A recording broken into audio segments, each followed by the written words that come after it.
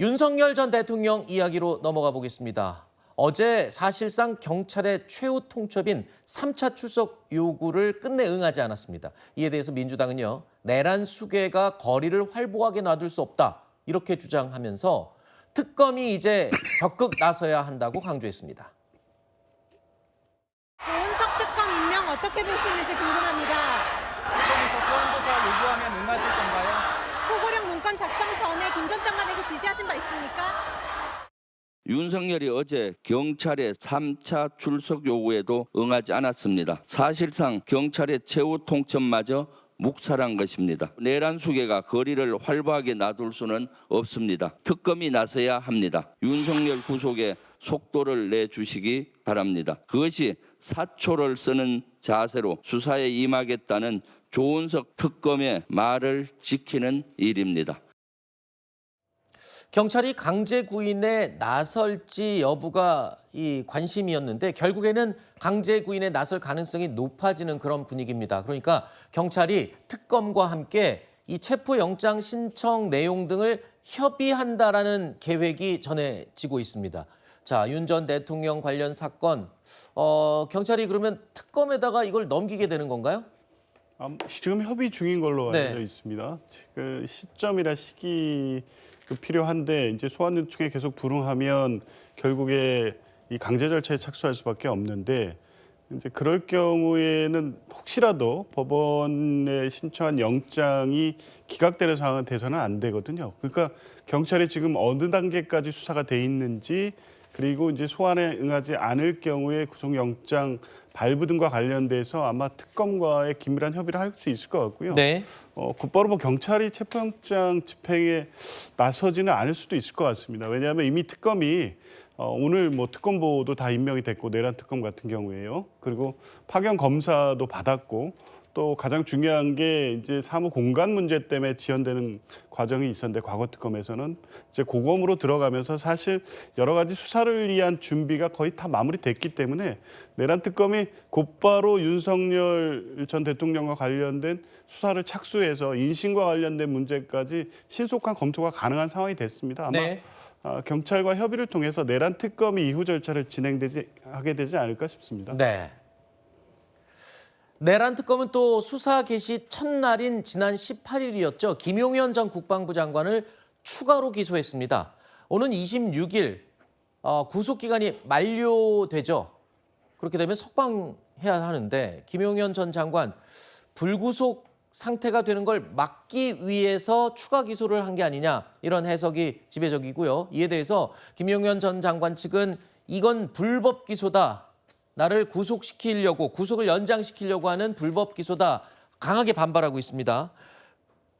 이 사례로 볼 때 김용현 전 장관 말고도 지금 수사를 받고 있는 대상이 많죠. 자, 그래서 김 전 장관 외에도 내란 등의 혐의로 구속된 주요 피고인들 역시 구속기간 만료를 앞두고 있기 때문에 내란 특검이 이들을 또 추가로 기소할 가능성도 당연히 연상할 수가 있을 것 같습니다. 그러니까 추가적으로 혐의가 포착이 되고 정말 구속을 해야 할 필요성이 더 있는 그런 물증을 확보한다면야 재판부가 받아들이겠지만 사실 이 법과 원칙은 무엇입니까? 특히 문재인 정부에서도 강조했던 것이 불구속 수사, 불구속 재판을 원칙으로 하는 것을 늘 주장해 왔죠.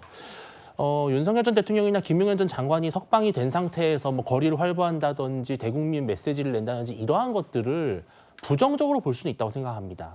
그리고 국민 정서에 맞지 않는다는 점도 저는 10분 동의를 합니다. 그런데 단순히 보기 싫어서, 듣기 싫어서, 그냥 놔둘 수 없어서 그렇기 때문에 기소하고 구속해야 된다. 이게 과연 우리나라의 어떤 절차적 그런 제형 법정주의에 맞는 것인가라는 문제도 있는 것이고요. 그리고 정말 혐의가 있다면 그것을 소명해서 재판부의 판단을 받는 것이 맞는 것인데 지금 어떻게 보면 특검의 이런 행보들을 보면은 다소 좀 민주당과 정치적 코드를 맞췄다라는 의심도 받을 수가 있는 것이거든요. 네. 그렇다면 공정성 시비가 일 수 있기 때문에 정말 증거와 혐의로 네. 이것을 다뤘으면 좋겠다는 생각이 듭니다. 내란 특검만큼이나 3대 특검 가운데 속도를 내고 있는 특검이 또 있죠. 바로 김건희 특검입니다. 김건희 특검은 주가 조작과 인사 개입, 선거 개입, 이런 내용들 포함해서 수사 항목만 무려 16개입니다. 가장 그 항목이 많은데요. 이 때문에 최대 205명 규모의 수사팀이 꾸려질 것으로 예상되고 있습니다. 그러면서 수사 초반 가장 속도를 낼 것이라는 전망도 함께 나오고 있습니다. 자, 이런 가운데 김건희 여사의 도이치모터스 주가 조작 의혹을 지난 4월부터 재수사하고 있는 서울고검 수사팀이 최근에 그동안 공개되지 않았던 추가 녹음 파일을 대량으로 확보를 했죠. 그러면서 이전에 먼저 이 수사를 했던 서울중앙지검의 부실 수사 논란이 더욱 논란이 되고 있습니다. 자, 민주당은 지나가던 소가 웃을 일이다 라면서 특검 수사를 받아야 한다라고 강조했습니다. 4년 동안 주가 조작 사건을 수사하고도 김건희를 무혐의 처분했던 검찰이 특검이 출발하자마자 새로운 녹취 증거를 우연히 찾았다고 합니다. 지나가던 소가 웃을 일입니다. 그동안 김건희를 비호해온 정치검찰은 특검의 수사를 받아야 합니다. 도이치 사건의 경우 지금 전인 수사팀 수사 필요성도 많이 나오는데 입장 한번 부탁드리겠습니다. 그 부분은 정권과 사안을 파악한 다음에 같이 논의해서 결정할 예정입니다. 사실 이 공공연스럽게도 이렇게 핵심적인 증언 녹취가 4년 동안 안 나왔다는 게 좀 이상하다라는 지적이 많이 있습니다. 그렇다면 지금 이 분위기에서라면 고검이 서울중앙지검을 수사하거나 뭐 이런 상황도 펼쳐질 수 있는 건가요? 그러니까 서울중앙지검을 수사할 수는 있는데 네. 그 수사가 2021년도에 처음 시작이 됐잖아요. 네.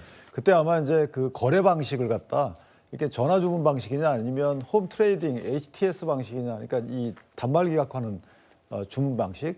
그것 때문에 그 미래에셋의 경우에는 이제 저 홈 트레이딩으로 했기 때문에 그거는 압수수색 대상에 포함 안 시킨 거죠. 네. 그러니까 특정 검사가 결정했다기보다는 회의 통해서 결정했기 때문에 약간의 그 본인들의 세팅 잘못은 있어요. 그런데 네. 이걸 의도적으로 했다라고 보기 굉장히 어렵고 네. 그 외에 서울고검에서 이 부분도 수사해보자라고 해서 나온 거기 때문에 서울고검이 잘한 거지 중앙지검이 의도나 과실이 중하다 이렇게 보기는 어려워요. 알겠습니다.